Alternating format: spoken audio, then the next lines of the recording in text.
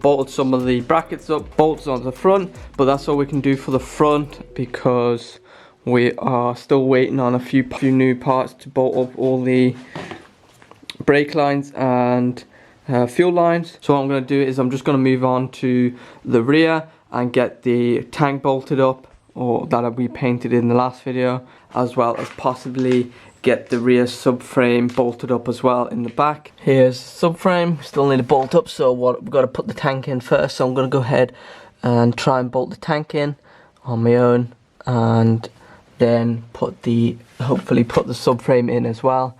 And then once that's in, we can start bolting up the new suspension arms we have painted.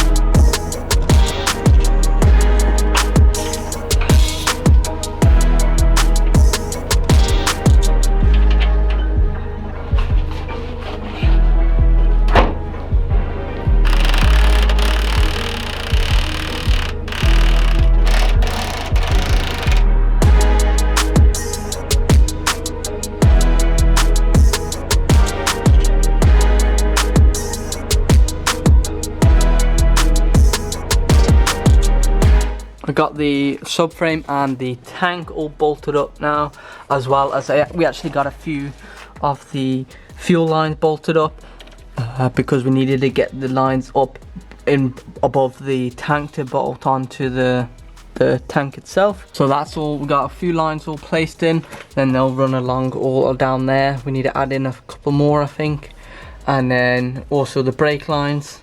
Oh yes, I also have a new fuel filter anyway, so this one will be getting replaced. Since we don't know how long that's been there, I may as well, since we're doing all this work.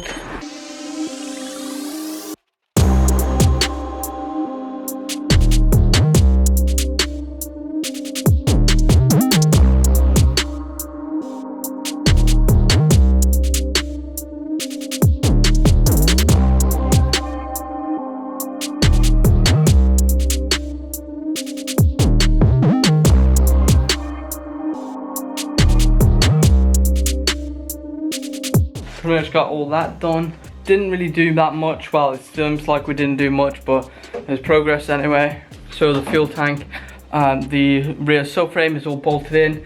Now that allows us to now bolt in the diff once we're ready with that.